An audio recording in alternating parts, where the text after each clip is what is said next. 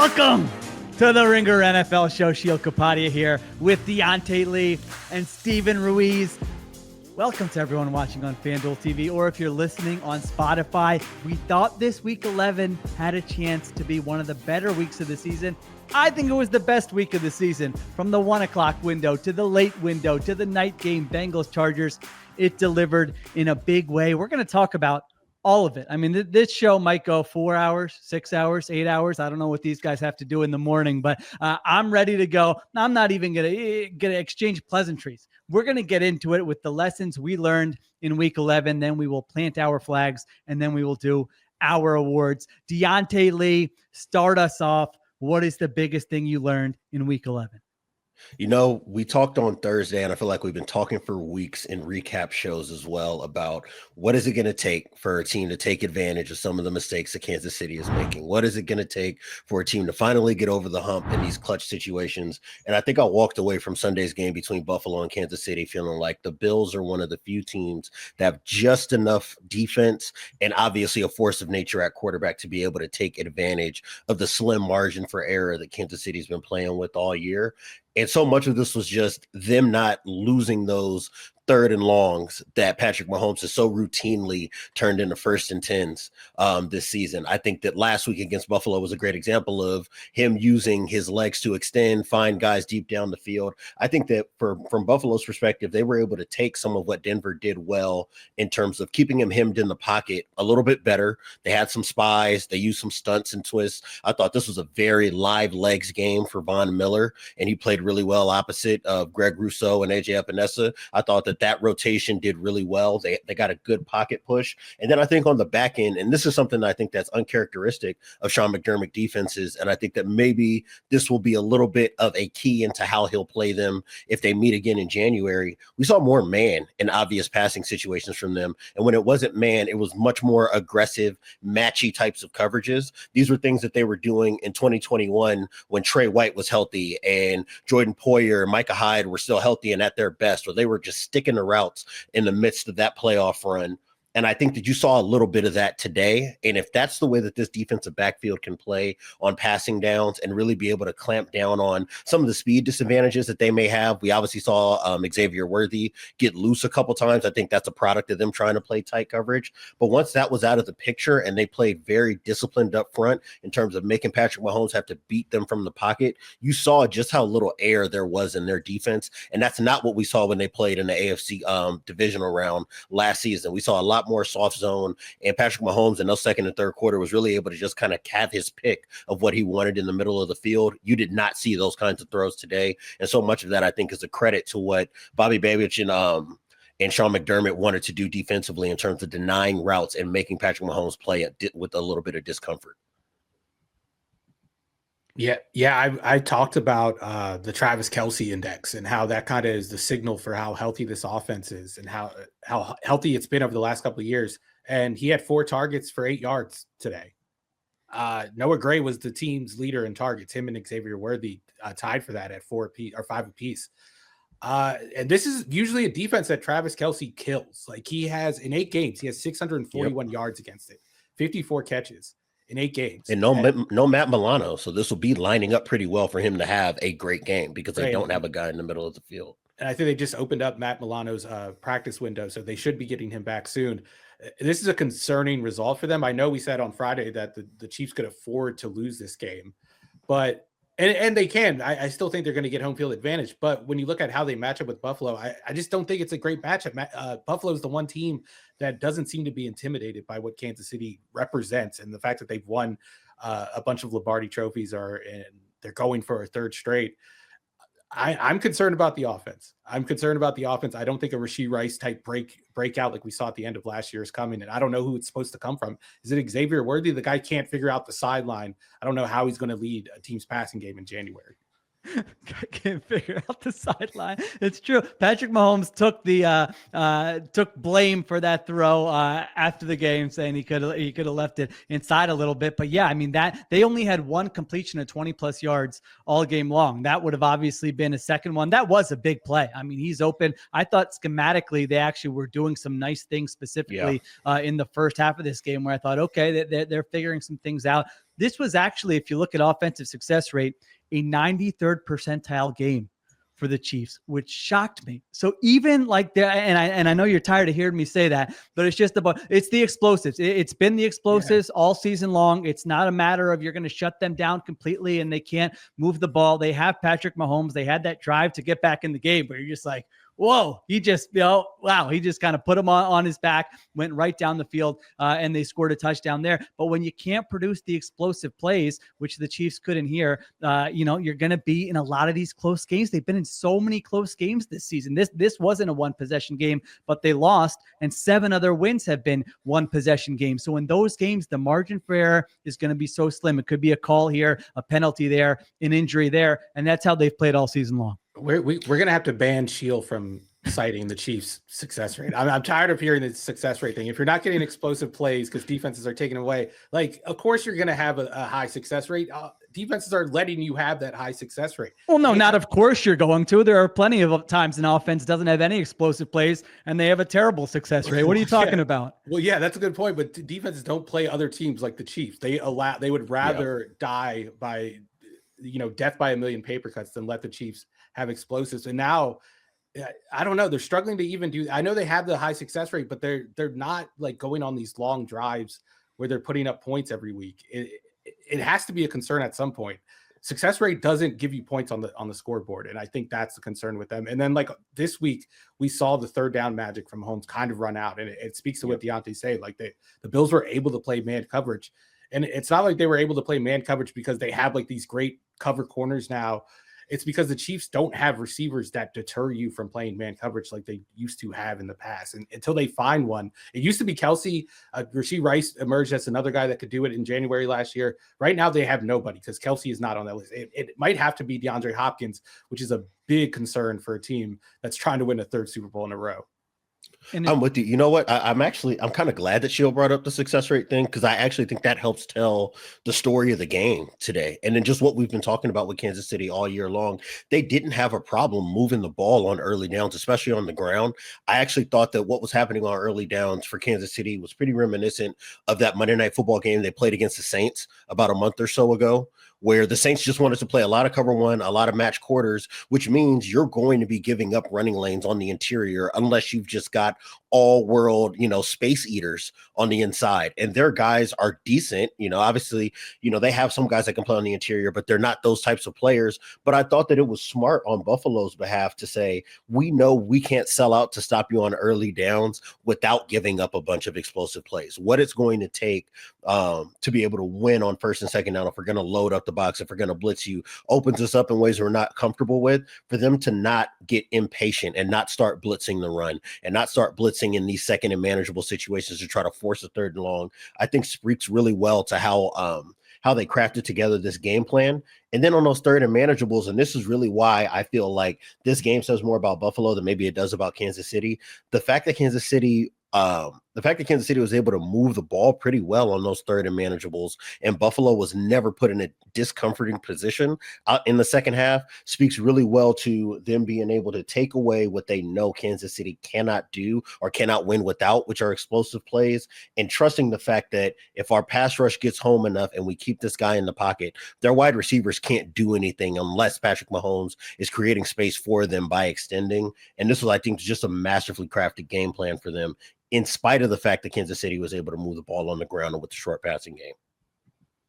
Yeah, I think it's funny because it was a good defensive game plan. I came away from this game thinking the Bills offense was the story, honestly. Mm-hmm. So it's funny, we can look at the same game and view it a little bit differently. I mean, if you look at the Chiefs, every game they've played since the beginning of last year, of their 3 worst games defensively, Two have been these last two games against the Bills, one in the playoffs last year, and then this one. I mean, this Bills offense can score on anyone. This is a fantastic Chiefs defense, and the Bills, with the addition of Amari Cooper, I thought he had two big-time catches in this game. We talk about explosives. I mean, he gave them two explosives on catches that maybe other guys don't make. They had 6 plays of 20-plus yards in this game. That was the big difference from the Bills offense from this game to their playoff game last year, where that was just like death by 1,000 cuts. This was, no, we can still pick up big chunks. And then that last drive, I mean, it's so funny when everyone watching the game knows exactly what the stakes are. They're getting the ball with 7:53 left. If you give that guy on the other side the ball back and they have time and they're, to score a touchdown, he's probably going to do it. They get the 4th and 2. They don't kick the field goal. They stay aggressive, and Josh Allen delivers an unbelievable play for the 26-yard touchdown. So it's like this lesson against Mahomes that you're basically usually going to lose. If you have a chance to win, try to win. Make sure you try to win. Don't get conservative in that spot. So in addition to what you mentioned with McDermott, with the game plan stuff on defense, I think just the way he managed that, because we can look at it and say it's easy. Of course you go for it. I don't think every coach is going to go for it there. I think some of them are going to turtle and kick a field goal. And I thought he did a good job, Ruiz, not taking the ball out of Josh Allen's hands there. No, and that's usually a situation where it goes the Chiefs' way. Like the Chiefs always make the stop there. Mahomes gets the ball back. He drives down and he wins the game. But instead, Josh Allen takes over the game. He runs it in for the touchdown. And then Mahomes throws a pick and the game's over. Like it went the complete opposite of how it usually goes. And I think Joe Brady deserves a ton of credit for what he's done with Josh Allen. Tony Romo mentioned it during the game. Like on early downs, they run a different offense than they run on late downs. I thought he might be a listener to the pod, Ruiz, because was it you or Diante? One of you just made this point last week. So Tony, if you're listening, thank you. Just rate, review, subscribe, unsubscribe, all the good stuff. Sorry, I had to get wherever that in you get there. your pods. No, but yeah, he separated those two offenses on early downs. They're basically like, we're throwing screen passes, we're doing RPOs, we're doing all that stuff. We're not letting Josh Allen hold on to the ball, because like when Josh Allen makes his mental mistakes and they happen on 1st and 2nd down, that's when it sets the team back. When he's playing that chaotic style, throwing those YOLO balls on 3rd down, it's not really that it's not that big of a risk when he does that. That's why I wasn't really concerned about the interceptions last year, because a lot of them came in 3rd and long situations. Like if you look at the EPA, he didn't really even cost his team a lot of points by throwing those interceptions. But I think Joe Brady has found the perfect way to silo those two versions of Josh Allen, which Josh Allen, I think, said like a month ago, there's two versions of me. Sometimes you got to let the dumb one out. The time you let the dumb one out is on 3rd down. And Joe Brady has done a masterful job of recognizing that and building the offense around it. I will say this is the first time I think Kansas City has ever had the 3rd down magic thing happen to them. Because if you look at a lot of the data coming out of this game, it looks like what a Chiefs game would look like in reverse, right? The Bills on early downs, it's kind of ho-hum, because I think that Kansas City did a really good job of winning at the line of scrimmage, stopping the run. That's been a lot of the reason why Buffalo's look so good coming out of that 2-game losing streak earlier this season and just rolling everybody else, is that they've kind of found that run game and been able to protect this offense. But I think that even with that not working, the fact that, to Steven's point, you can get into this 3rd down world where let's open it up. And now we're going to give you these mesh routes. We're going to give you a bunch of stuff over the middle of the field. We're going to try to keep our wide receivers on the move, because we know that our quarterback, when he doesn't want to be sacked, when he doesn't want to be pressured, you can't pressure that guy. And that's what it looked like on Sunday, is that at any point when he decided, all right, I don't like my look, my 1st and 2nd read aren't there. Okay, the pocket is making me uncomfortable. And he was able to put his foot in the ground and get up the field. You immediately felt all the danger that posed to Kansas City's defense. And this is not a defense that very often is put in a position where you're watching saying, the quarterback's about to make a play on you. Oh, it looks, they're in rhythm, or he's really punishing you for every mental mistake, or every time you're out leveraged, or a guy has an advantage. Even the one-on-one balls that he threw out to Amari Cooper today, all of them look good, and they weren't able to convert on each of them, but they all look good. And I think that just having these different pieces in the offense that Josh Allen can reliably come to allows those creation mode, those improvising moments to have that much more impact, because it's not out of necessity. And that's the thing that we've been hammering all season long, is that when they don't have to rely on that out of necessity, this offense looks unbeatable. And this was one of those weeks where when they needed it, they got what they needed in order to beat a Super Bowl contending football team. I'm gonna keep grinding my axe against Andy Reid's play calling this year. I thought I this is totally reductive, and I'm probably making more out of this than it needs to be. But I thought it was very funny that like the Bills brought on an extra offensive lineman that ran this play action pass that like sprung open a wide open receiver for like a 30-yard catch downfield, and then the Chiefs bring on their extra offensive lineman, and then they run a play action pass, and the extra offensive lineman is the check down option. Yeah, like you're doing too much. Do it to Caliendo. Too much. And I have to say, the tackle by Teron Johnson on that play, he tackled that guy like he was like a slot receiver, that offensive lineman. And like that's a credit to Sean McDermott. I think that's like one of the most underrated things about him is like they play so much nickel. And you know what that means? These defensive backs have to tackle, and they always tackle, and they're always willing to tackle. You saw DeMar Hamlin flying around. You saw Teron Johnson's always flying around. Rasul Douglas was making plays in the backfield, like getting in there, sticking his nose in there. Like he's got all these DBs playing like they're linebackers, and that's very hard to do. It's an incredible job he's done with that defense this year. Again, this was supposed to be a reset year where you're losing these veterans who have been in your system for years. Jordan Poyer, Micah Hyde, Tre'Davious White, they're all gone. You're bringing in new guys, and look at how well they've played this season. Bills improved to 9-2. I'm just happy with the result because it makes the rest of the season more interesting. Yeah. As we said on the preview show, if the Chiefs would have won this game, I mean, the 1 seed would have been all but over unless they completely collapsed and went like 3-4 down the stretch. Now the Chiefs are 9-1. The Bills are 9-2. Chiefs would lose the tiebreaker to the Bills. So they got to keep playing. They got to figure this stuff out. Maybe they just lose a couple 1-score games here down the stretch, and the Bills have a legit shot at the 1 seed here. All right, take a break. We come back. We talk about another game in the AFC with 2 very good quarterbacks. All right, we're back on the Ringer NFL show. I'm up. Bengals Chargers Sunday Night Football. I thought my Bengals were going to complete the comeback. They had so many opportunities, 2 missed field goals down the stretch, a miss to Jamar Chase down the right sideline. Chargers escape with a 34-27 victory. My lesson, and I don't know, either you guys are going to agree with me or you're just going to completely crush me on this.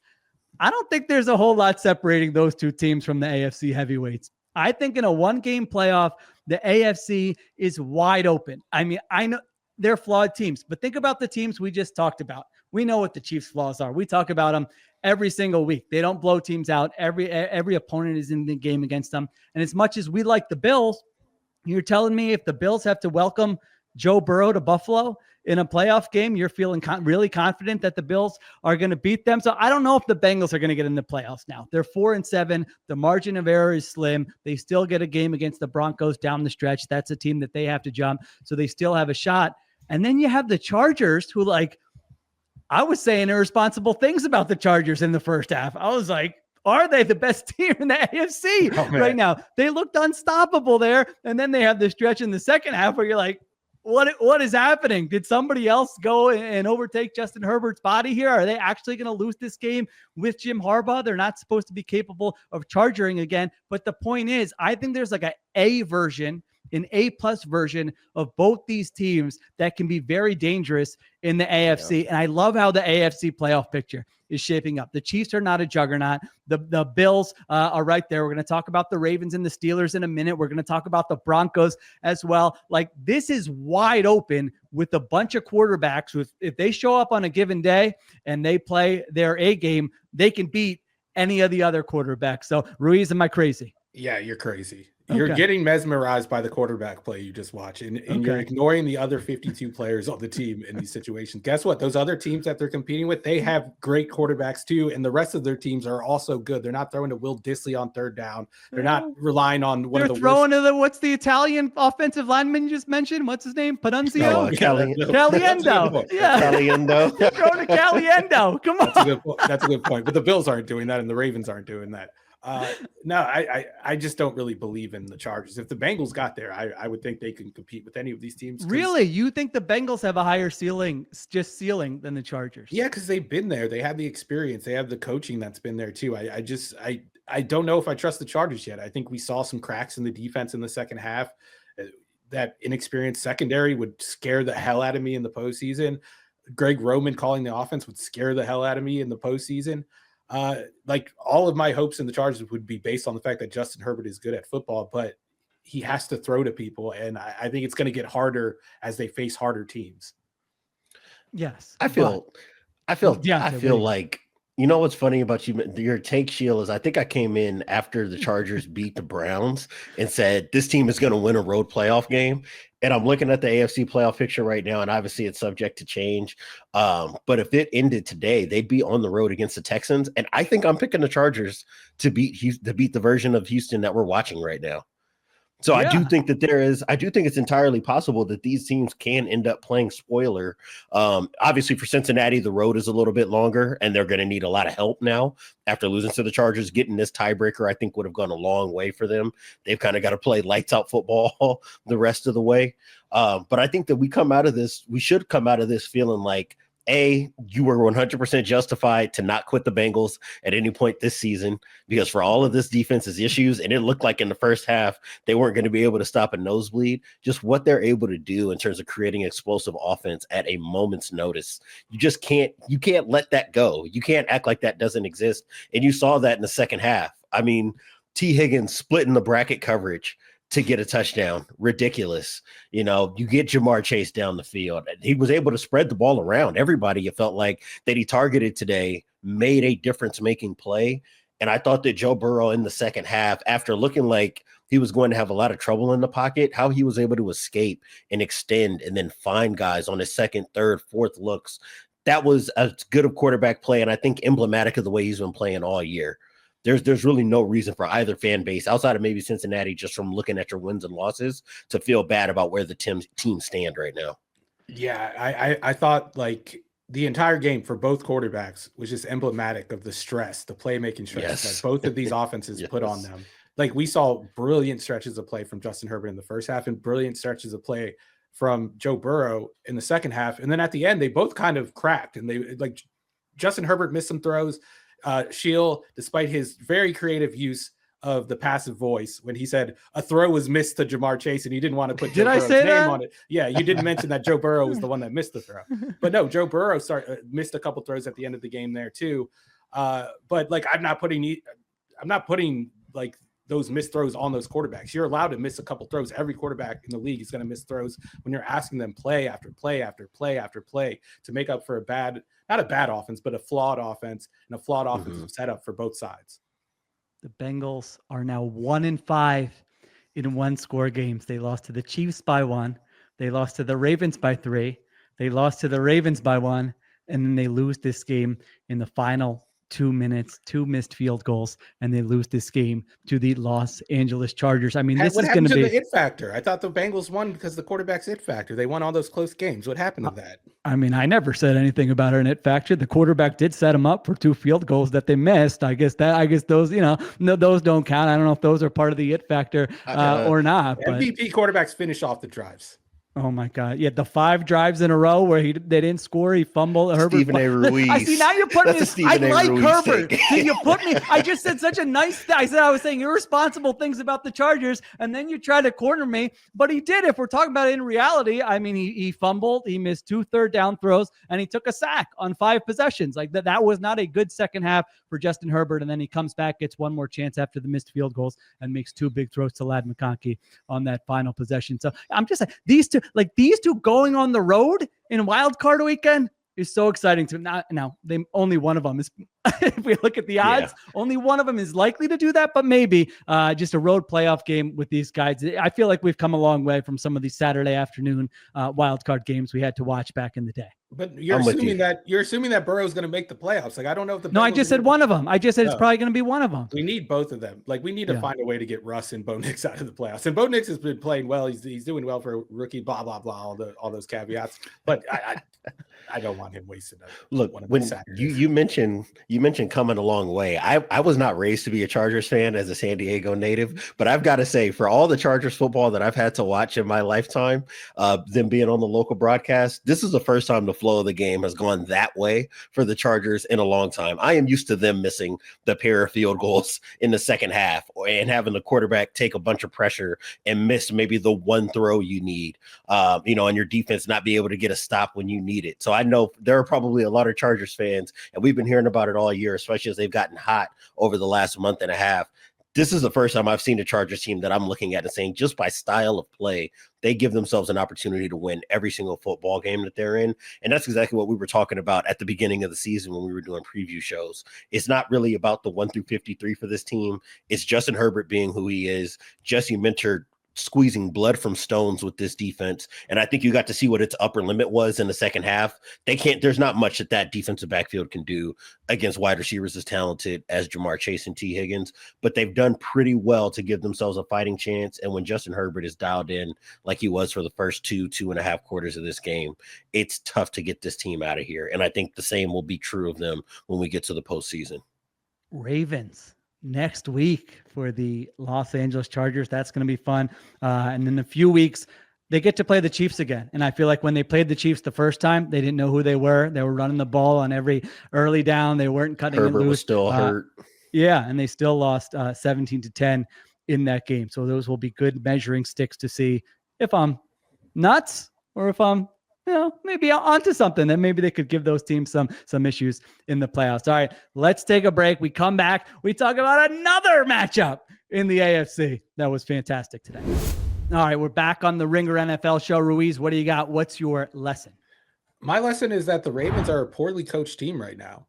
Like, they came into this game leading the NFL in penalties and penalty yardage, and then they committed 12 more penalties and basically lost the game because of the penalties.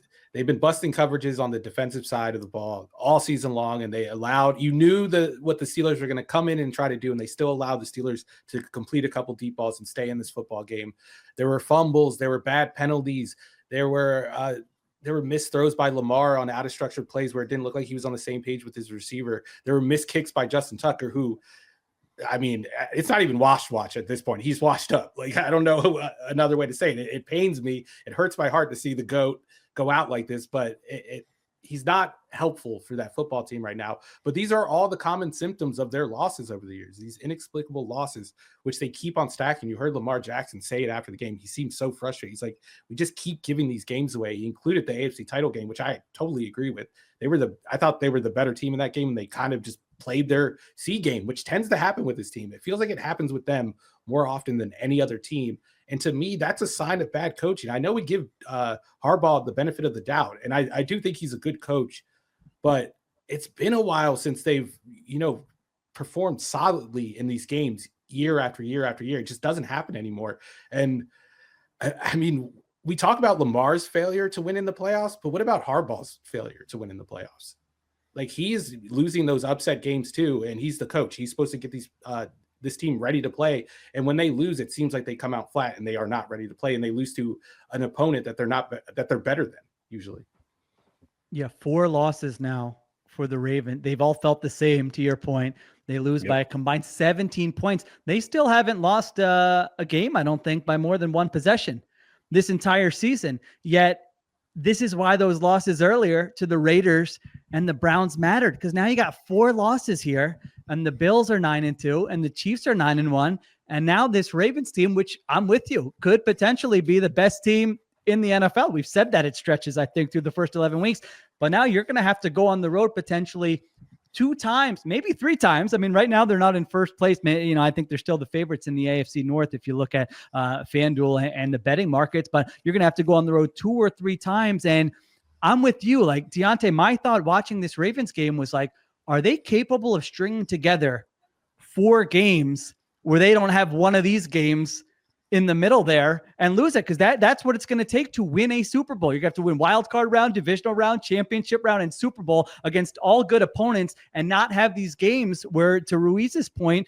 you're having penalties, you're having 3 turnovers, you're having 2 missed field goals, 80 yards of penalties, like you said. Like, I don't know that I trust them to be capable of doing that right now, Diante.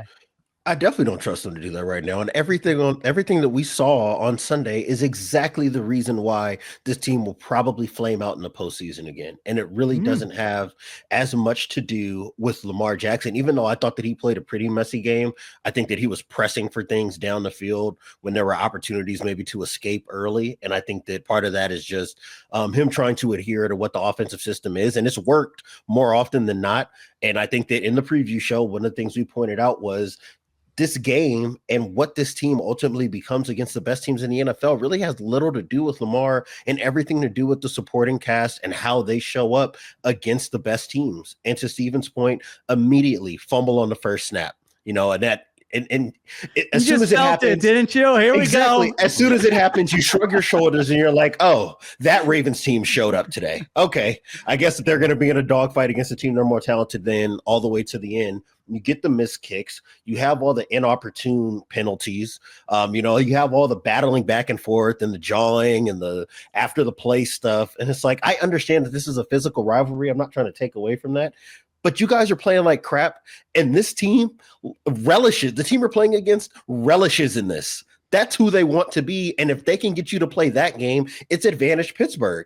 And they just hung around just long enough, banking on the fact that Baltimore would make the key mistakes it needed for Pittsburgh to be able to take advantage of, and that's exactly what happened. And now you're in a position where an unlucky play like Peyton Wilson basically just having the ball bounce into his gut on that jump ball to Justice Hill. Was that lucky or was that a great play? I couldn't decide. It was a great play, but it was unlucky for Baltimore. That's more of an unlucky turnover, because there's nothing wrong with the play outside of just the outcome for Baltimore, right? But now that play has effectively ended your chances to win the football game because you gave this team a time to burn the clock, and they're already in field goal or near field goal territory. You can't win football games this way against the best teams in the NFL. And I wish that I could square the version of Baltimore that we saw this week and the one we saw when they played Las Vegas earlier this year with the one that just curb stomped Buffalo from wire to wire. And the team, I don't know which of these teams we're ever going to get on a weekly basis. And it's frustrating me to no end. And to your point, Sheil, it's not just playing road playoff games. They've basically positioned themselves to where you're going to have to see Patrick Mahomes and Josh Allen on the road right now, based on the way that things are going. And that's not where you want to be, no matter how talented of a football team you are. Why are we I don't get why people are hesitant to just say it's bad. It's a poorly coached team though. It seems like the coaching never gets the blame. And by the way, right now, the Seahawks have a better defense by EPA with Mike McDonald than the Ravens do. And we know that's a bad defense. Makes no sense with personnel. Yeah. Yeah, it is it's a fair question. It's a tough question because even in some of those playoff losses, it's felt like a little bit of bad luck here and there. Before we had Greg Roman to push around, but now I think most people think the offensive coordinator is good. And I could also make the case, shouldn't we have expected this team to take a little bit of a step back this year? When you lose a defensive coordinator like Mike McDonald, it's very hard to replace somebody like that. You had 3 new offensive linemen, and you haven't lost a game by more than 1 possession. So it's one of those is the coaching screwing them up, or would they not even be in some of these situations if the coaching wasn't good? No, they would be because they have Lamar Jackson. No, they. Okay. I'm very confident in saying they would be in these games. Okay, yeah, it's a fair question for them. And then on the other side, speaking of coaching, I was thinking this might be Mike Tomlin's finest work. Yes. Listen, I've said before, put the 2019 season on the Hall of Fame plaque. When you go 8-8 with Mason Rudolph and Duck Hodges starting 14 games, I don't need to know anything else about you as a coach. I trust you with everything. You are a good coach. But this team is 8-2 right now. They have a plus 71 point differential, which is better than the Ravens, by the way. So it's not like they're just winning a bunch of close games. They've blown some teams out. They've beaten the Ravens now. They've beaten the Broncos now. They've beaten the Chargers now. They're paying their quarterbacks nothing. They made a mid-season quarterback change. They might not be going to the Super Bowl or the AFC Championship game, but I do think their defense actually does deserve some credit for what they did today. If you just look at it statistically, this was the Ravens' worst offensive performance of the season. Most weeks, they're looking like a juggernaut. I think we said last week, Lamar Jackson and the Ravens' offense specifically hadn't had a bad game, and I don't think this one was all on Lamar at any rate, but the offense did not have a good game for the Ravens today, and the Steelers, they deserve credit for that as well. So Diante, it's I'm running out of words to say about Mike Tomlin. I think he's running away with the Coach of the Year award. And every week where I say, all right, it's going to catch up to him. You can't just win like this messy nonsense, throw in a couple go balls and your defense plays well and maybe something on special teams. And then they win again, and then they win again, and then they win again. And what the craziest part of it is that they might control their own destiny the rest of the way. They've got Kansas City right now, on Christmas in the Day. division. You know, they see the Browns twice, they see the Bengals twice. Those are both teams that I think are vulnerable enough for a team like Pittsburgh to be able to win 3 out of 4 of those or split them. They're going to see the Ravens, which is basically going to be for the AFC North title when they see them on December 21st. Like, we could be talking about this team going into Christmas Day weekend as like potentially the 2 seed in the AFC. And we know this is not the second best team in the AFC. So the fact that they're even in this conversation speaks to how well Mike Tomlin manages games. I mean, again, we talked about it last week when they were closing out the Commanders game. And I think the same thing was true of this week, where you get to the fourth quarter and you could just see Baltimore pushing as hard as they could to get yardage.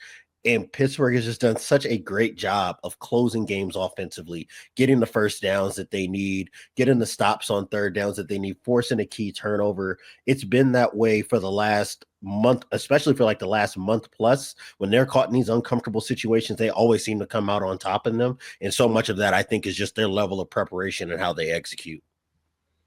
Yeah, I was just happy that Russell Wilson threw his dumb interception in the end zone where he just lofted it up. And then that Justin Fields came in and almost blew that. Slate a half-yard shirt. Yeah.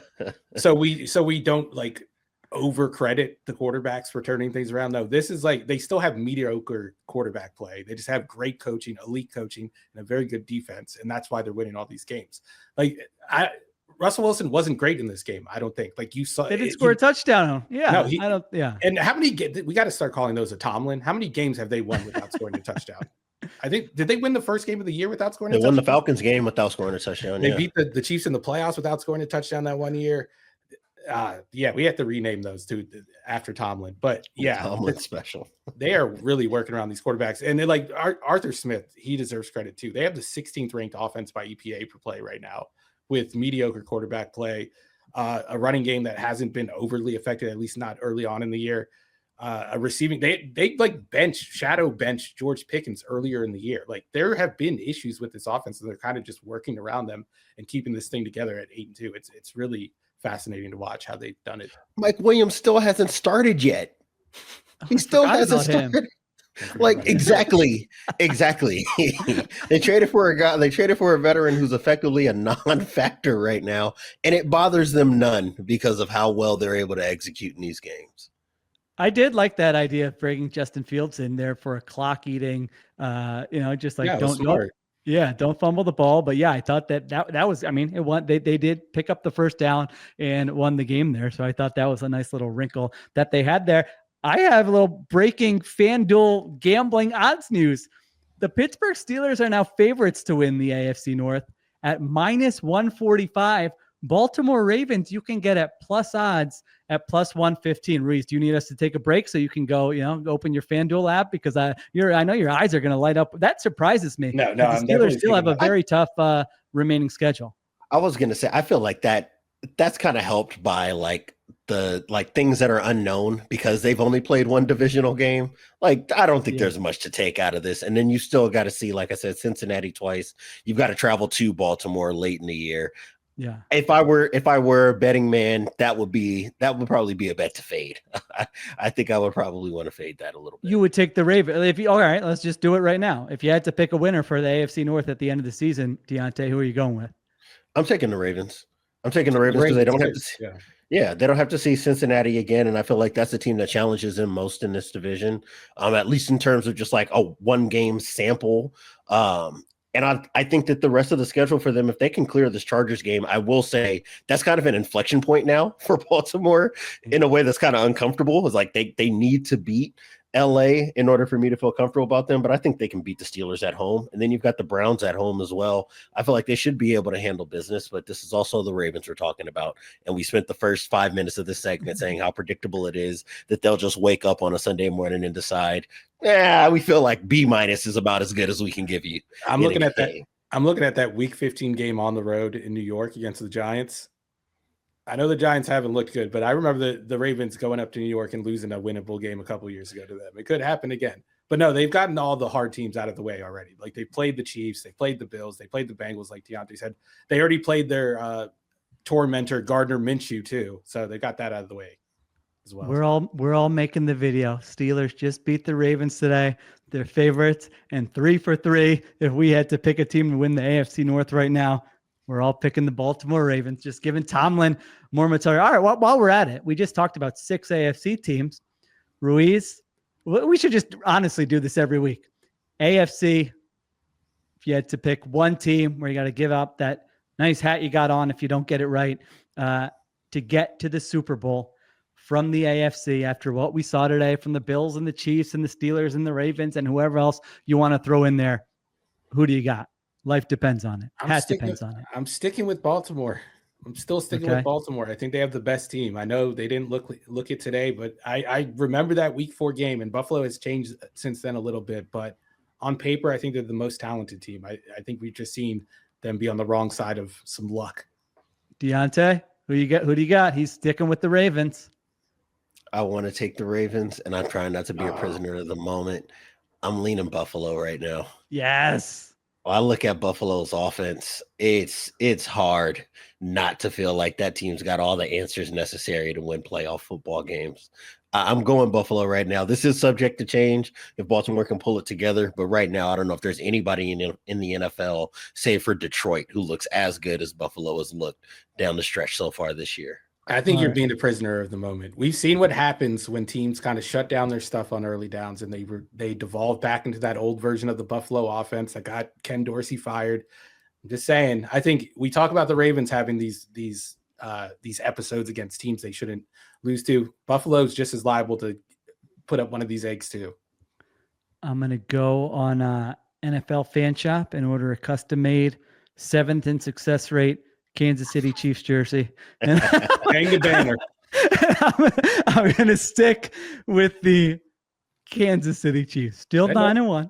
That number seems to be dropping too. I know it does. I remember when I just pulled it. I just pulled it up as I was getting ready to make the joke. I was hoping it was going to be top 5, but no, it keeps going in the wrong direction, and it's now down to 7. But that's good. I'm glad we all picked a different team, which to the point is AFC playoffs. This is fantastic. 3 people all picking different teams to go to the Super Bowl right now. All right, let's take a break. We come back. We will plant some flags from week 11. All right, we are back on the Ringer NFL show. I will start us off by planting my flag that Sean Payton is on my top 5 coach of the year list right now. No. Listen, he's arrogant. He's smug. He thinks he's God's gift to football. He's got all these national media members in his pocket. They're talking him up at every turn. Reasonable people might find the guy pretty annoying. Maybe quite annoying, you might even say. But the man can coach. And he was on fire again today. I know if you look at all their season-long offensive stuff, it's like it's not the offense, it's the defense. I get that.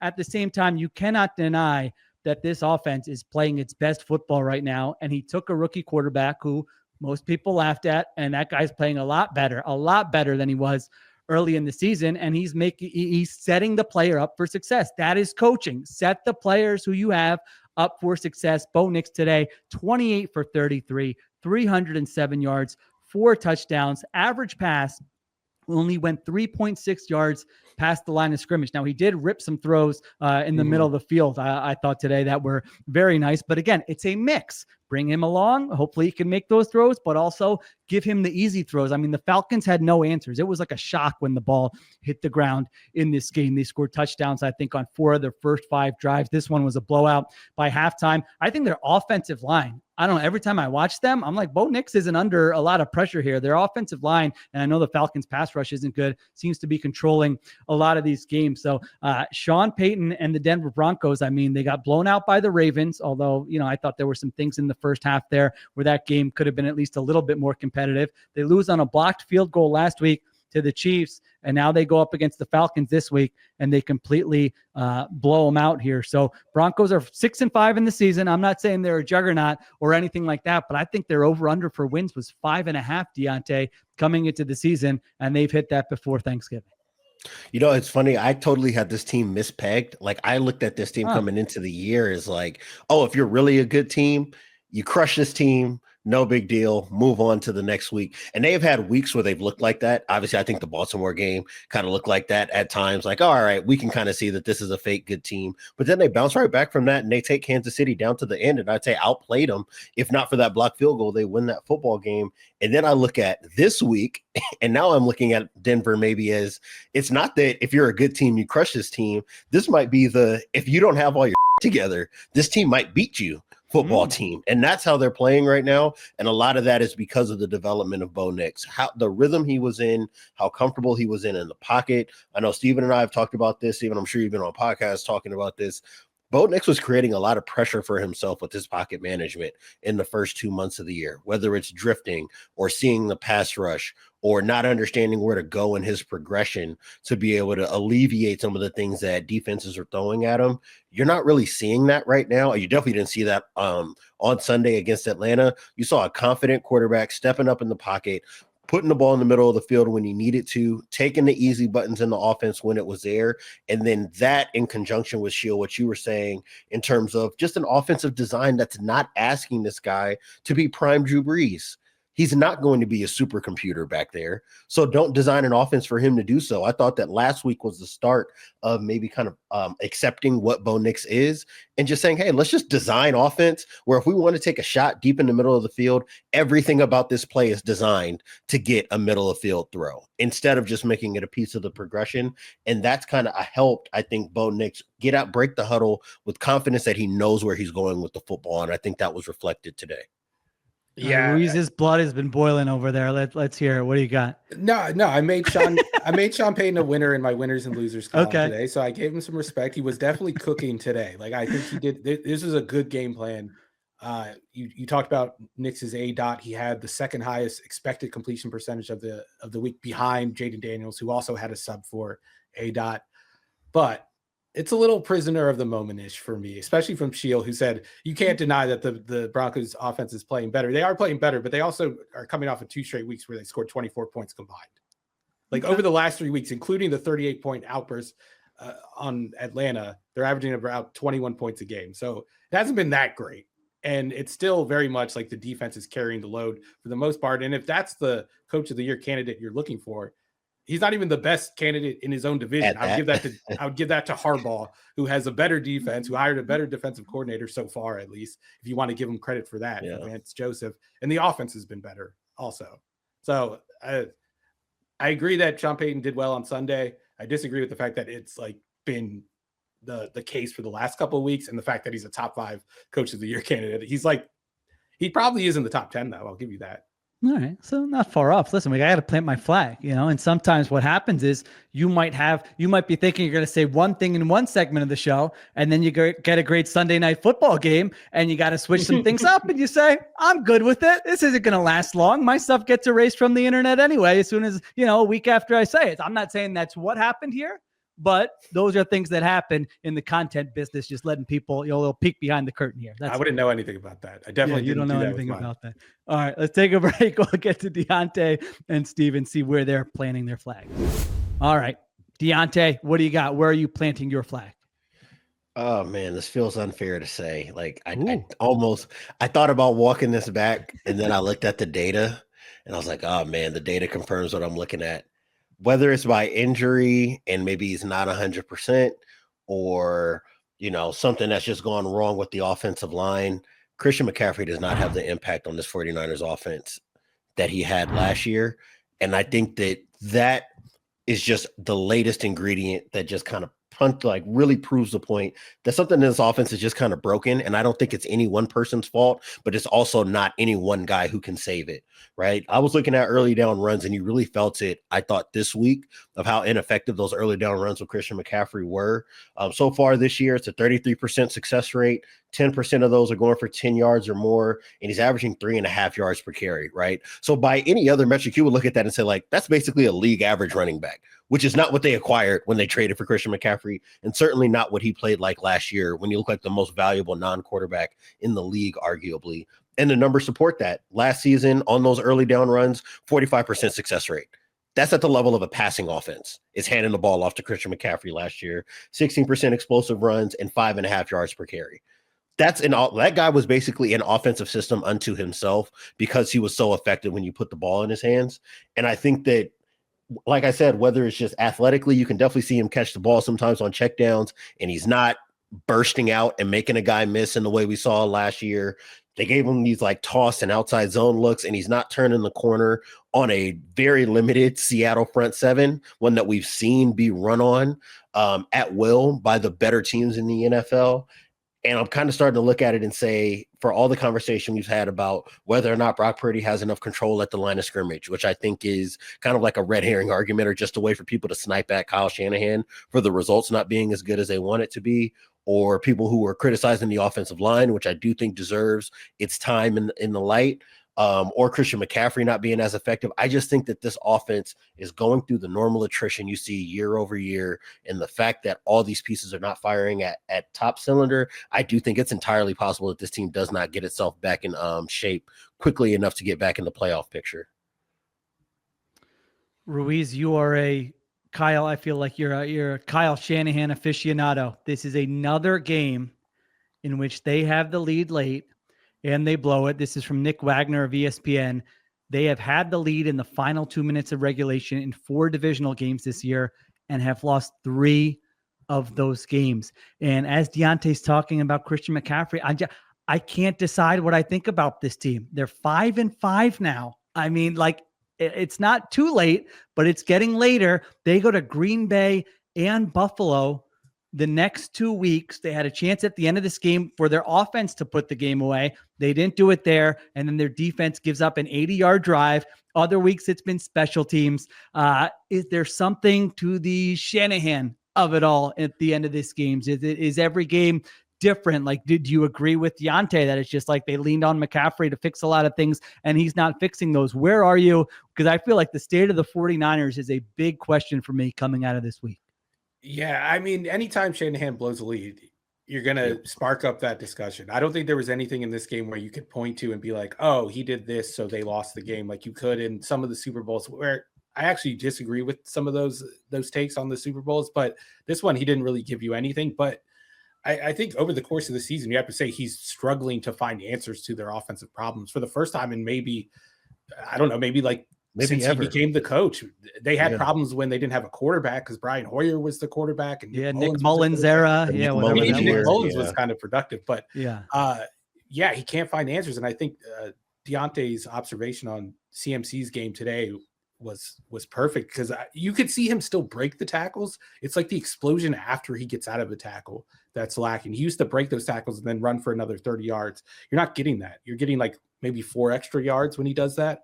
And until they figure out how to get these explosive runs back into the offense and these explosive gimme plays like the throws to the line of scrimmage, they're not going to be able to reach last year's status. And they need to reach last year's status because the defense isn't where it was when they first started this run, where the defense was like top 5 every year, had the best pass rush, had a decent secondary, had a good scheme with Saleh.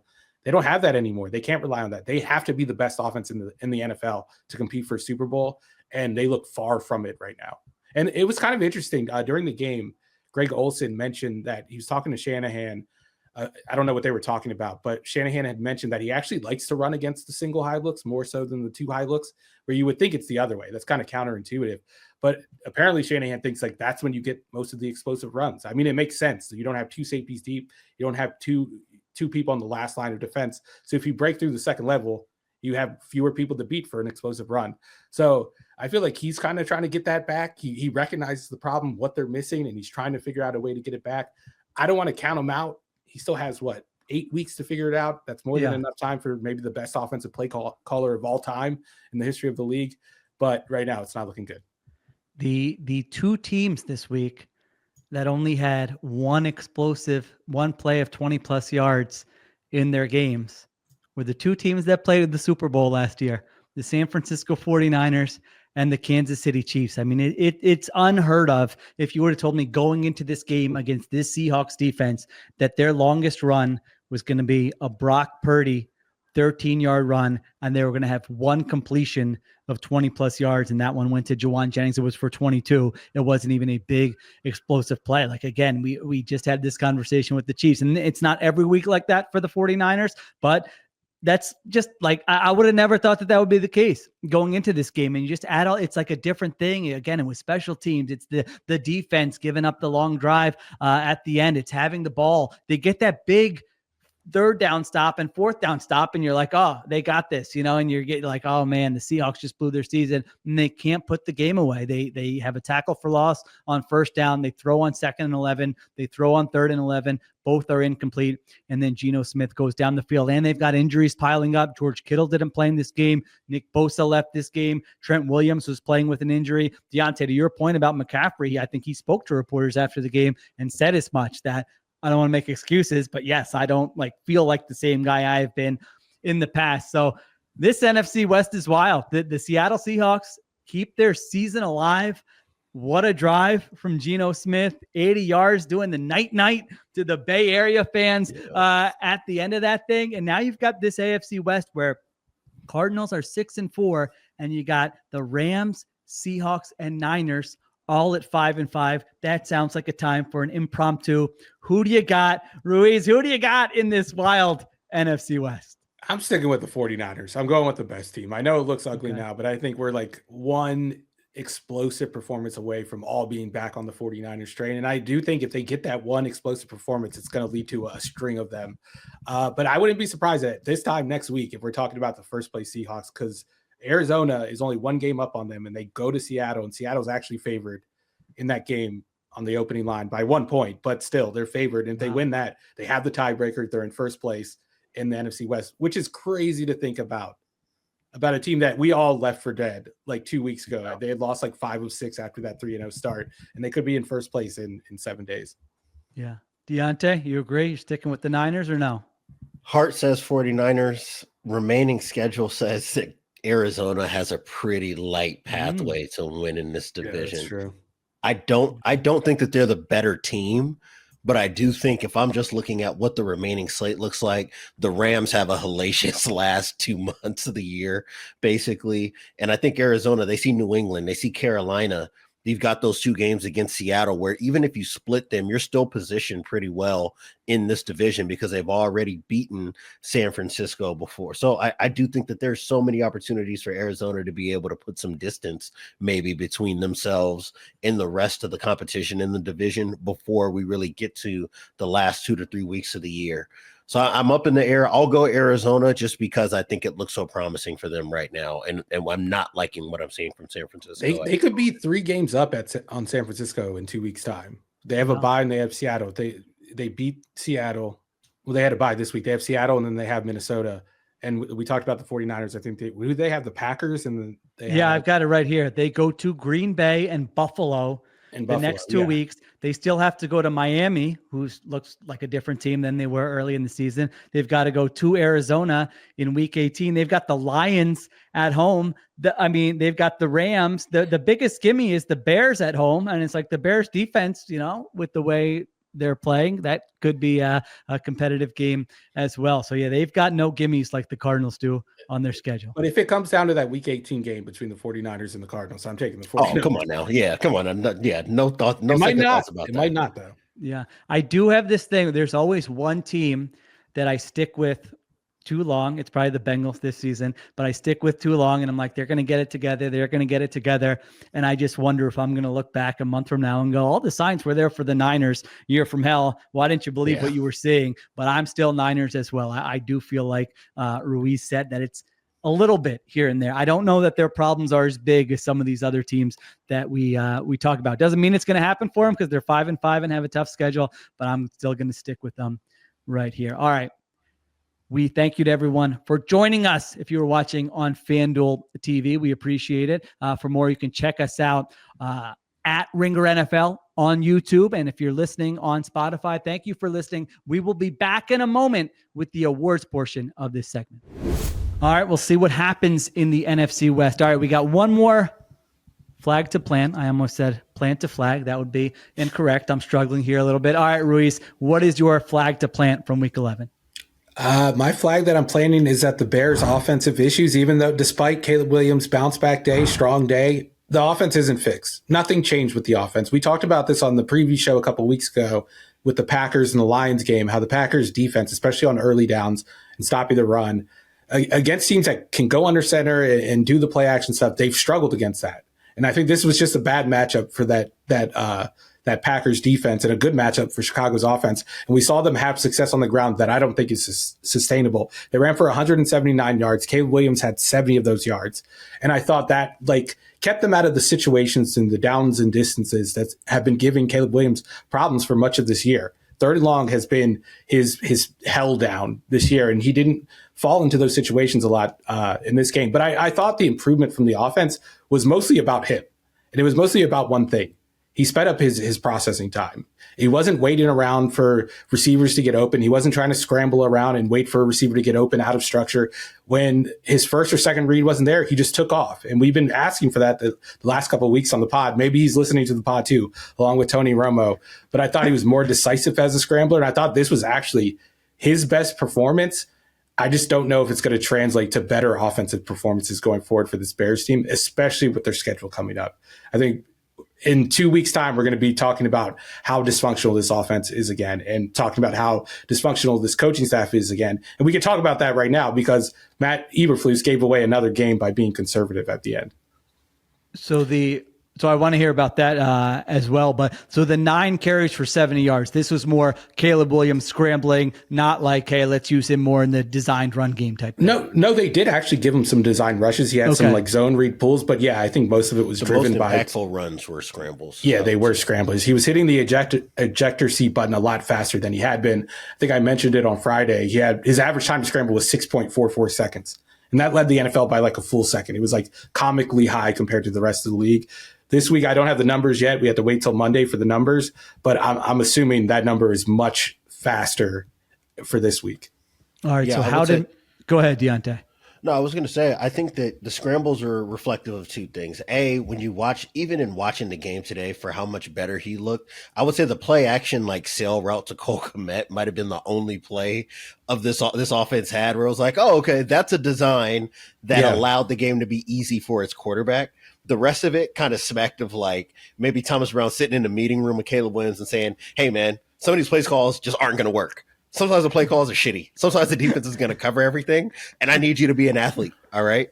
And I do, and I think that, you know, even in admitting that, I think they did a better job of doing some of the things that we tried to like mark as opportunities for this offense to make things easier and simpler, not just on Caleb, but on everybody. They got the screens to DJ Moore early.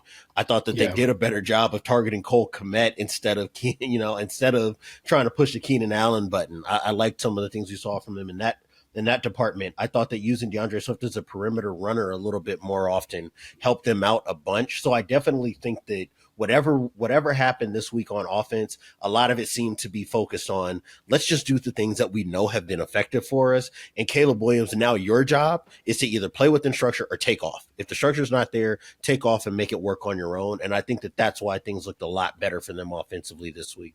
Yeah, I think a lot of like their completions look like completions that Caleb has had before this game. Like they were running some of the same concepts. It was just like he was running them on 2x speed instead of what he was running them on for the past couple of weeks. So like, I don't think it changed that much. I don't think the way that they move the ball changed compared to the ways that they moved the ball in the past. So when they start playing Detroit, which I think they play next week, and all these other good teams that they have down the stretch, I think we're going to see some of those issues fester again and come to the light.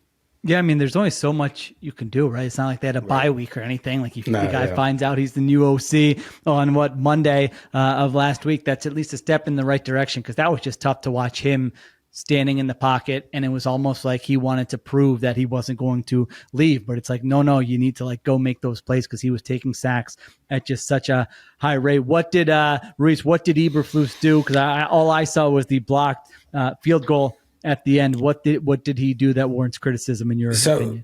So Caleb Williams has the offense going on this drive to go ahead. They're down 20-19. He gets them to the 30-yard line, Green Bay's 30-yard line, with I think it was about 50 seconds left on the clock. And Chicago has a timeout left, and they decide not to take it. And Green Bay ends up taking a timeout with 35 seconds left.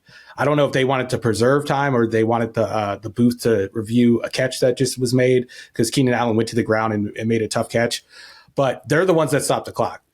Chicago was content to just take that 47-yard field goal from there and hoped to make the game-winning kick on the last play, but Green Bay stopped it. But what did Eberflus come back and do? They ran the ball again and settled for a 46-yard field goal, which was blocked. And then after the game, the Packers players were like, we noticed on film, Cairo Santos, the Bears kicker, has been kicking with a low trajectory, and we were going to be able to block one. And that's exactly what happened. And I would give Eberflus the benefit of the doubt. But against Jacksonville, they missed a field goal that was blocked from a similar range when he kicked it low. So like he knew that he should have given his kicker a little more space. He had 30 seconds on the clock. He had a timeout. Caleb Williams was hot. He had just completed a couple of great passes in a row, including a fourth down back shoulder fade to Adunze, which might have been the first back shoulder fade he completed all year, because this guy's been way off on every back shoulder fade he's thrown this year.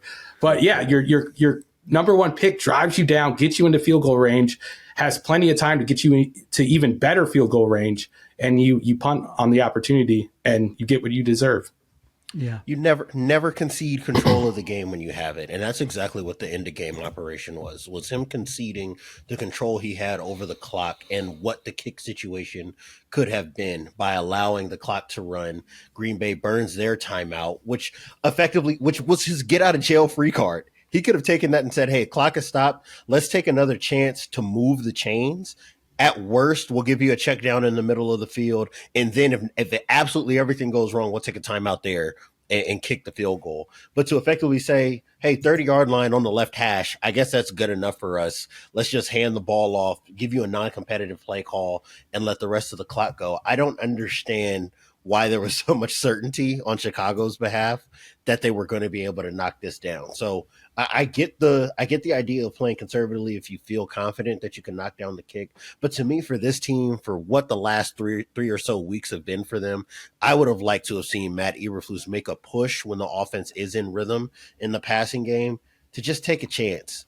Take a chance, because you do have another timeout. Even if you do take a sack, you can still find your way back in the field goal range, spike the ball, and then get your field goal unit on the field. This was not an all or nothing situation for them. I do think that's what he was afraid of. He was afraid of Caleb Williams taking a sack, which I guess is justified, but you have to trust your rookie in that situation. And he got you to that point. He had been playing well. He wasn't taking sacks for the most part during the game. It was a cowardly move, and they deserved to lose that game. They go to 4-6 now on the season, and they're upcoming. You're talking about the defenses they go up against, Ruiz. They got Flores next week. Then they got the Lions, Niners. Then they get Flores again. Then they get the Lions again. It is a tough remaining schedule where you cannot lose a game. Where you get your field goal blocked on the final play. I think this may end up being a net positive. You got some better Caleb, and you get one step closer to maybe getting a different regime in place. Yeah. If they defend the Washington Hail Mary and they make this blocked field goal, they are 6-4, and they are I think they have the 6th seed right now. If that was the case, they would be ahead of Washington. They would be ahead of Green Bay even. They would have the tiebreaker over both teams. Instead, they're 4-6 and probably going to miss the playoffs, and Eberflus is probably going to lose his job.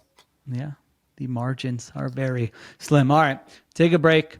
We come back. Let's get to the awards from Week 11. All right, we're back on the Ringer NFL show. I didn't see anything about Darren Rizzi clogging it up, so I don't know that that's going to make the awards this week. If anybody saw that reporting, let us know.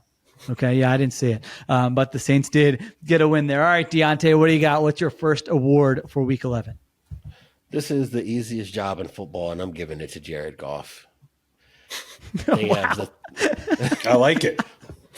They have the third fewest third down dropbacks in the NFL, and they're behind. The teams that are behind them are the Rams by 5 and Arizona, who was on a bye this week. So they basically are the second lowest on the teams that have the same amount of games as them or that have played this Sunday. And they're also third, at least on third and 7 dropbacks. And you know what their success rate is?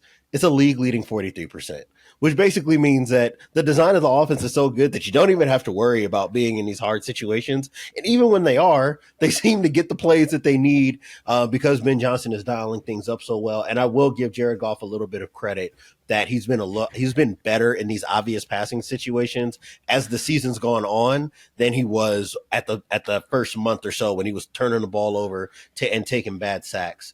But you just look at how often they're able to just dial up these explosive plays. I mean, today's game against Jacksonville was non-competitive basically halfway through the first quarter. I mean, they just march. I don't think that they had a drive in anything worse than a touchdown until basically the middle of the second half. I mean, they were just walking up and down the field at will. They look so much faster than Jacksonville. They look so much more competitive than Jacksonville did. And I do appreciate the balance that they've struck with this offense, because it feels like every button they push has an equal opportunity to turn into an explosive, whether it's Jamison Williams breaking across the middle of the field on a play action pass, or Amon-Ra St. Brown getting the yak opportunity. Obviously, Jahmyr Gibbs, it feels like every time he touches the ball, he's faster than the last time he touched the ball and pulling away from guys. And then they can still be that hammer team with David Montgomery and get multiple tight ends on the field. You can play more of the play action screen game, finding shallow crossers and checkdowns, which is a lot of what Goff did when he was in Los Angeles. So they just have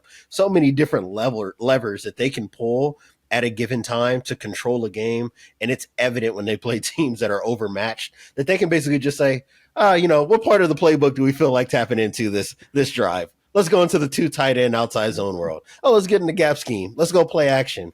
Let's go, let's give our offensive lineman a touch or something like that. So, yeah, I think if you're Jared Goff, you've got to be every week going into practice feeling like no quarterback in the NFL has got it better than me right now.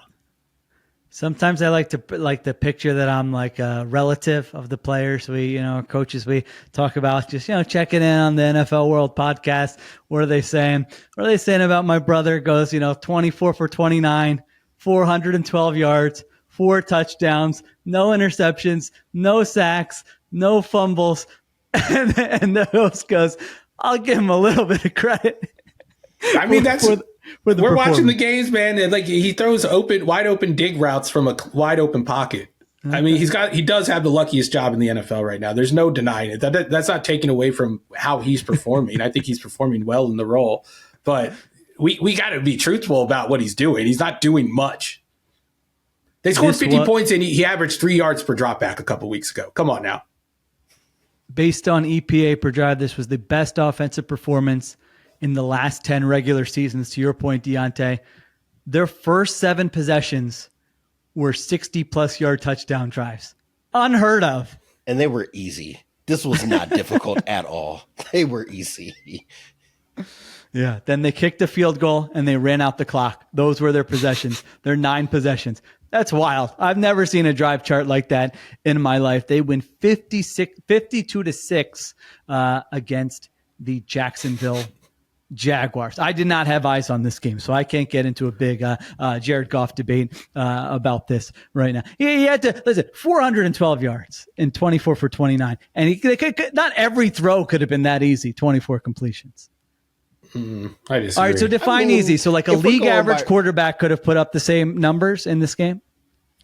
Maybe not the 400 yard. Like I said, Okay. There are some throws that you got to give Jared Goff some credit to. Okay. I feel like if you drop Sam Darnold into this offensive ecosystem against Jacksonville, you're probably getting a 300-yard day today. Okay, but on the season, That's Sam Darnold, I do Sam not think Darnold's would be performing as well me. as Jared Goff. Oh, you might get an interception on top of that too. I didn't say it was going to be as clean as that line, but I feel like most starting, like you give Baker Mayfield this offensive ecosystem, he probably throws for 350 yards today. Okay. All right, Ruiz, what do you got? What's your first award? I'm gonna give it to Arthur Smith for doing the best Russell Wilson or Richard Sherman impression after the Russell Wilson. I meant to mention this earlier when we talked about him. Yeah, that was so one of my lasting images of the week. This was left over from my notes on the Ravens Steelers game, but that Russell Wilson interception in the end zone was one of the worst throws of the season so far. And Arthur Smith just had the most horrified look on his face, and I haven't seen a look like that since Richard Sherman reacted to Malcolm Butler's interception at the end of that Super Bowl. So I thought that was one of the funnier moments of the week. It makes it funnier with the mustache. I don't know. He's just sitting there like, all right, one thing we can't do is turn the ball over because you think you're kicking a field goal in this low-scoring game. And Russell Wilson tries to throw a jump ball to Darnell Washington and sails it over his head and interception. You're not that guy anymore, pal, man. He thinks he's that guy still. And one of the funnier plays, too, from this game, and a sign that Russell Wilson probably thinks he's a little bit better than he actually is at the moment. He had a scramble on like a 3rd and 20 play where he's running around trying to extend it. Then he ends up just sliding for like a 1-yard scramble play, like in front of a couple defenders. This guy might set the record for 1-yard scrambles in a season. Every time he tries to escape the pocket, he ends up getting caught. And I think that's the one thing that's really holding this team back. If you had 2018 Russell Wilson mobility with what he's doing as a thrower, I think this could be a team that wins a couple playoff games. But until you get that version of him, I think it's going to be tough unless you get these like crazy dark magic voodoo games that they seem to win.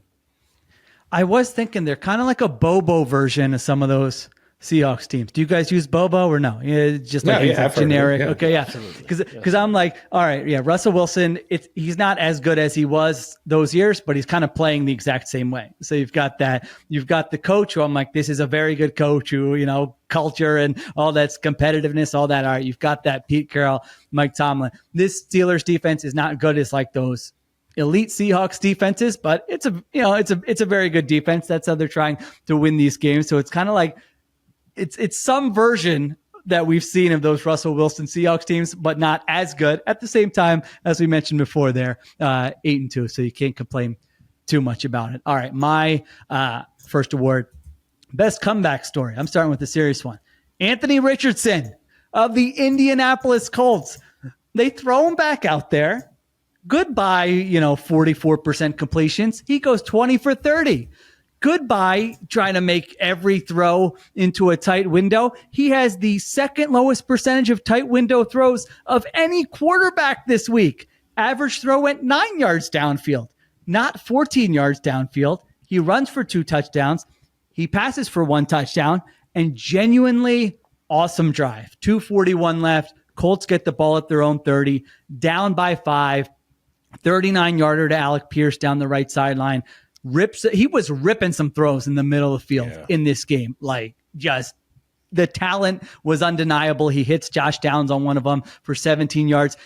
In the red zone, this guy is just like, when he gets near the goal line, what he's doing to some of these defenders is wild. It is very fun. I mean, Jalen Mills, like that man has a family type movie, but on Jalen Mills was amazing on one of those touchdown runs. So I just watched this and I still need the story on what the heck happened. I'm not saying he was perfect before. I don't think it was just about his play, because if you're trying to develop a quarterback and he has this kind of talent, if you watched him today, even if you think the guy sucks and it's never going to happen for him, you still have to watch that and say, if he hits, it's good. Like, there is talent there to work with. This is not a bum. This isn't a guy who doesn't know what to do or where to go or can't do anything. Again, he was some amazing throws in this game. Now, he missed some layups, like first series, 3rd down, they run that little RPO to the flat and he misses that. Yeah, he's going to miss a couple of those, but he goes 20 for 30. He's complete 3rd and 9 converting, 3rd and 13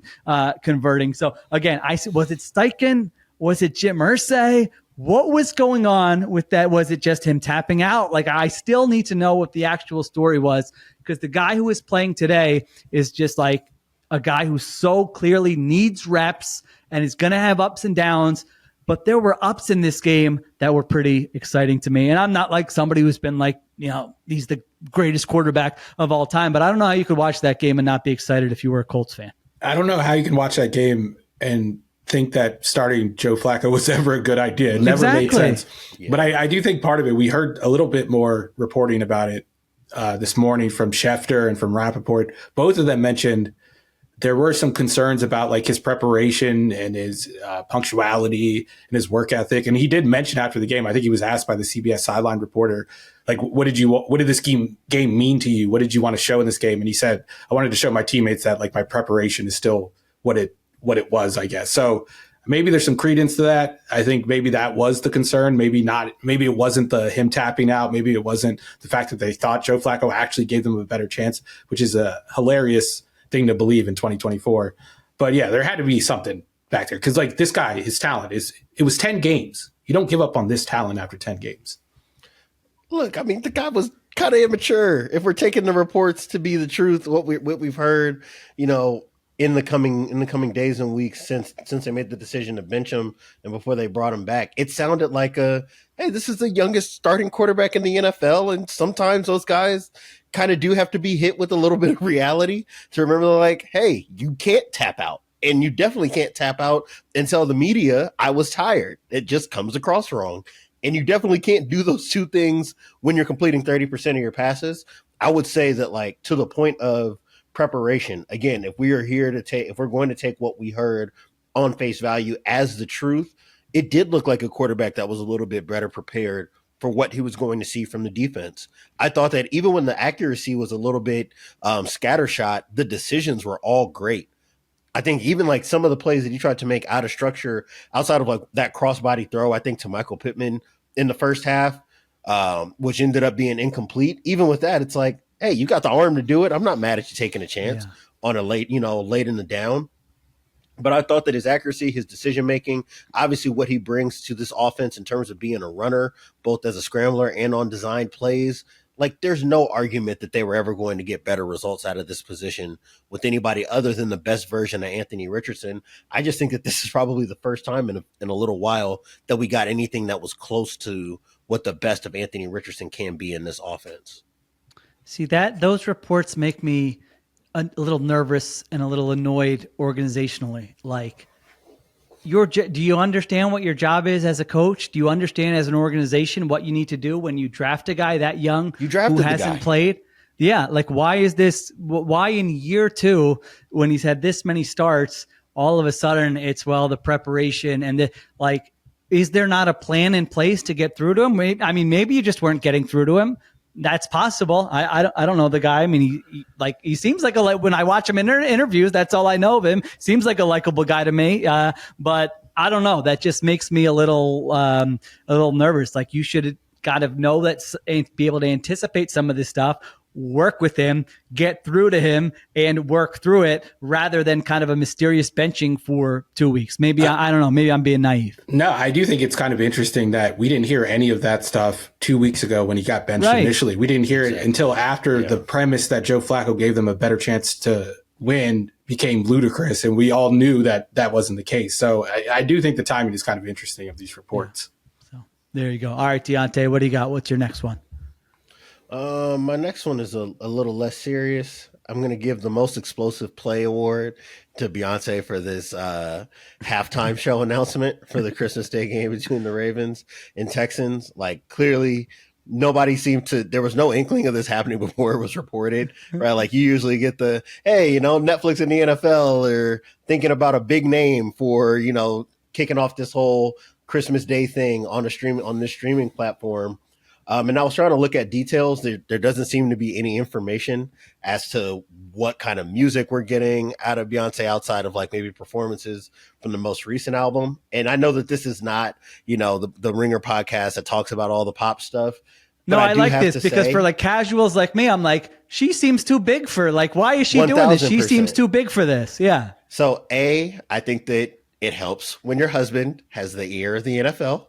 I definitely think that helps. If you're trying to make a big splash, trying to get a superstar to legitimize bringing this over to a non-traditional streaming platform or broadcasting service, definitely makes some sense. And then I think if you're Beyonce, hey, you thought you might be advocating for yourself for album of the year when you put out this country album at the end of 2023, you're coming into 2024, and you get to the Grammys and you're thinking about your rollout. And then Taylor Swift goes on the stage and says, hey, by the way, after I just won album of the year, I'm putting out another one. I think that you kind of want to get a jump and maybe advocate for yourself a little bit, knowing that, you've got a deep pool of pop stars. Obviously, a lot of huge albums in the pop world came out this year. Sabrina Carpenter, Chappelle Roan, Taylor Swift, Beyonce, just to name a few. So I think that this is an opportunity to go ahead and make a little bit of a statement. And then if there's anything that I do know about that Knowles Carter kind of brain trust, everything they do is intentional, and I wouldn't be surprised if we got out of this and there's either an announcement of whatever this Act 3 is going to be for them album-wise or something Christmas related. So those would be the things that I'm looking for. But I'm definitely going to give Beyonce and the Rock Nation folks their dose of credit for once again making a big splash in terms of halftime shows. I mean, I'm ready for a weekly music corner after that, Ruiz. That was fantastic. A little buzz. Now I'm going to sound cooler tomorrow when I'm talking to my kids. I'm like, well, you know what I actually think is happening with this Beyonce thing. I had to, was Pink Pony Club. Great performance at the middle school talent show on Friday. We were jamming out to that as in the Kapadia film room on Saturday night. So I feel like, I'm just getting caught up on all of this. Ruiz is looking at me funny here. He's like, move on to my next award. What are you talking about? I don't understand anything that either of you guys just said in the last couple of minutes. I thought it was fantastic. All right, Ruiz, what do you got? What's your next one? My next one's going to go to Drake May and Matthew Stafford for the Honorable Quarterbacking Award. I usually give this award out, this badge out on the midweek show, but I'm giving it out on a Sunday because I think these two put on a show, and it was one of the most enjoyable quarterback duels to watch. And they're kind of similar in how they play. There's some differences, some key differences, but both of these guys were just like sidearming passes, throwing passes over the middle of the field, ripping throws. It was really fun to watch, but I mean, Drake May looked like he belonged. And I think any concerns I had about him having a little bit too much Darnold in his game have gone away completely for me. I'm all in. I think he's going to be a good quarterback. I think he can max out as a top 10 quarterback, maybe even a top 5 quarterback because of his ability to make these off-platform throws, which I think is a requisite for being a top-level quarterback in today's NFL. And the fact that he's scrambling, I think that's the most underrated part of his game. Like, he's a top-level scrambler, and we saw it again in this game. He had a couple of scrambles for first downs. He had some scrambles in the red zone. And as long as he keeps doing that and not missing throws as often as people feared he would because of the footwork concerns, I think by next year he could be a Pro Bowl level player. I also have one from this game. And listen, I would love to be the person throwing cold water on the Drake May hype, believe me, but I just have a congrats. You have a quarterback award to the New England Patriots. Yeah. You didn't have to wait that long. You didn't have to suffer that long. You got a little Mac Jones here, a little old Cam Newton there, a little Jacoby Brissett. And there was a few years, but at least when you had like 2 decades before that. And now you have Drake May as a rookie with bad pass catching group, a bad offensive line, and he's making it work. I thought he was awesome today against the Rams. Like, I don't know if he actually missed a throw all day. He was 30 for 40, 282 yards, ran for 27, and it was a surprise when the ball hit the ground, when they had an incompletion and it wasn't a drop. I mean, he was on fire. The one interception he had at the end, like the wide, I would love to see like AI somehow work that, hey, if the wide receiver was looking, like, would he have connected on that pass, however many yards downfield it was? He got wrecked on a play and fumbled, but that was just like, I don't know, that kind of reminded you what a big, like, physical guy this is, because I don't know how many quarterbacks just get up from that one. So I thought he was so consistent, just throwing the football. Every time he dropped back and threw the football, it felt like I was watching, and it was another completion. Like, I don't know how they only had that many points. They had some stuff in the red zone and had some bad luck. But man, the first half especially, I think he had 150 yards in the first half, and it felt like the Patriots were just outplaying the Rams. Then to Ruiz's point, I thought the first half I was actually like, ooh, Puka Nacua and like Cooper Kupp. And then the second half, Stafford just got on a heater and was doing his like back foot, drop this in the bucket in the corner of the end zone type stuff. So I agree. That was sort of an underrated game that I had on the third screen. And I thought both those guys played really, really well. So Patriots fans, you get Drake May, who knows, for the next decade, next 2 decades, whatever it is. I do have to say, throwing a touchdown to an offensive lineman, not honorable in my opinion. That's not honorable quarterbacking. Throw to a receiver like a real quarterback, okay? Well, with their receivers, you can kind of understand it. All due respect. That's a good point. All right.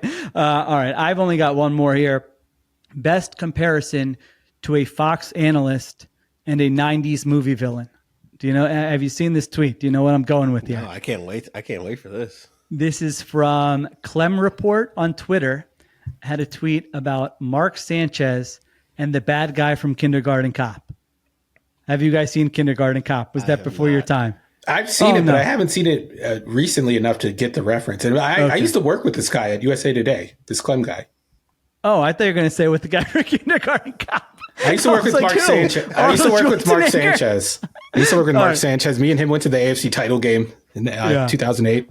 I can't unsee it. So the older heads will know what I'm talking about. But Mark Sanchez, when they do the intro to the game, and I think he was on that Rams-Patriots game, right? I think that was his game when they do that. And I saw this tweet, I think a couple of weeks ago, about how he looks, this look he's going with where it's kind of like a little mini pony and kind of the slicked hair. He looks like the villain when I was 7 years old and saw Kindergarten Cop in the theaters. I did some Googles. I can see it. Yeah, that's what he looks like. So that's one of the best comparisons I've heard all year long, and I cannot look at. I do enjoy Mark Sanchez, by the way, on the broadcast. He's got the You know? Okay, you gave me a look. No. I like the enthusiasm. He gets excited. I like him. He's that's happy to be there. I never heard anyone say that.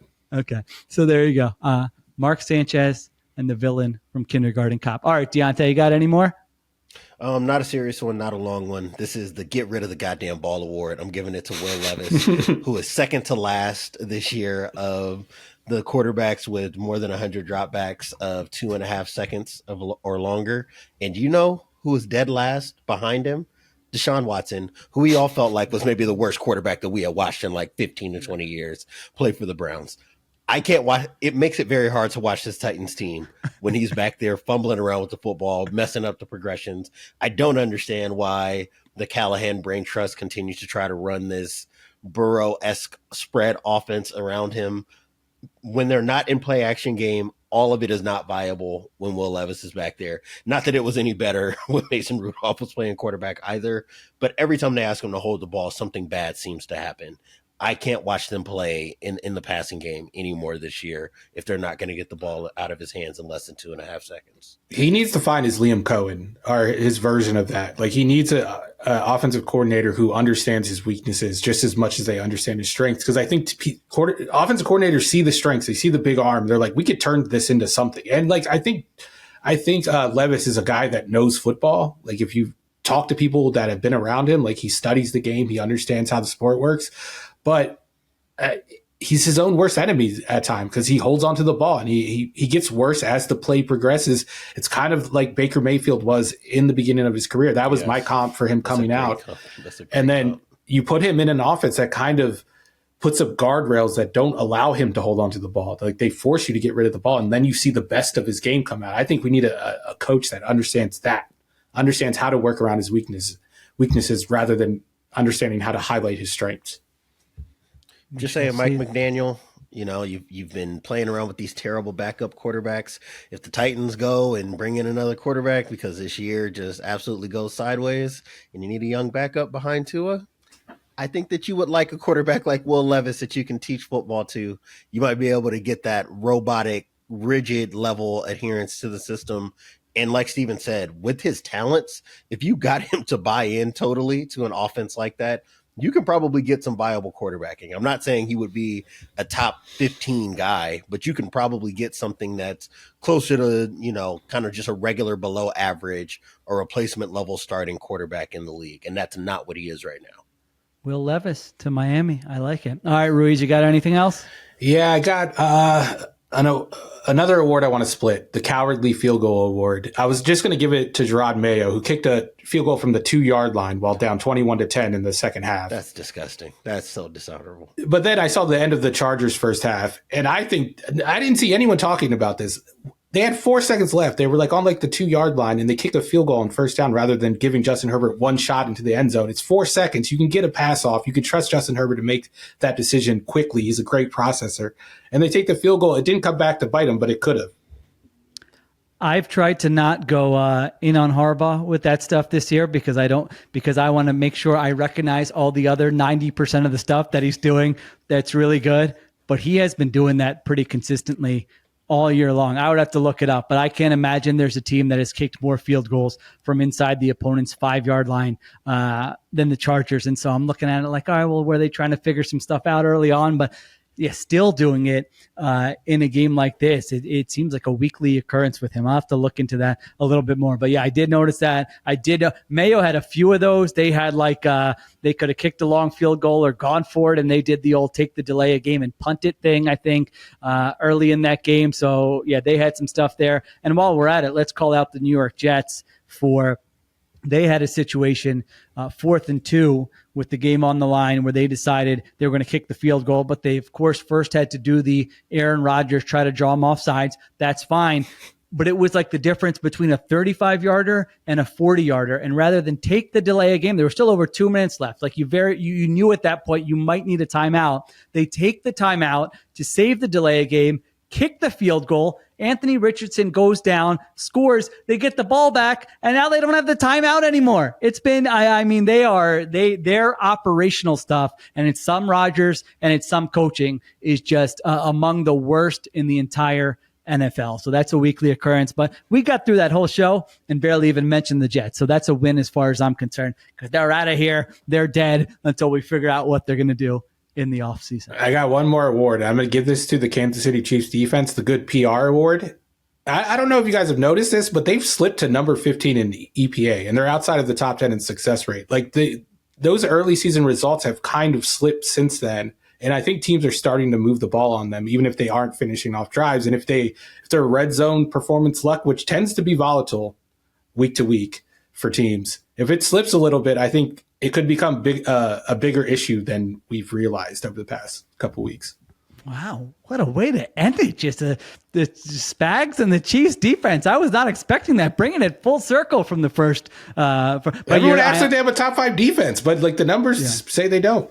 Yeah, well, this was not a good performance this week. That's for sure. The Bills went again up and down the field on them, just like they did in the playoffs last year. All right, that's it. Now we'll wrap it up. Did we go 4 hours, 6 hours? How long did we go? No, an hour and 40.